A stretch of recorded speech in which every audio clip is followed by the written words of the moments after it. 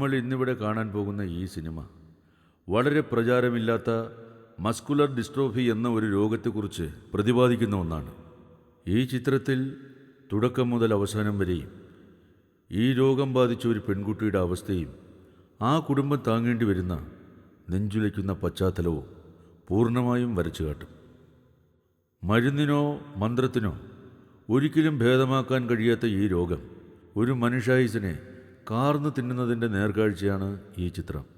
ഒടുവിൽ ഈ രോഗം ബാധിച്ച മകളുടെ ദുരവസ്ഥ കണ്ട് ആ കുടുംബനാഥൻ രോഗിയായ മകളെയും അവളുടെ അമ്മയും തനിച്ചാക്കി ജീവിതം തന്നെ ഉപേക്ഷിച്ചു.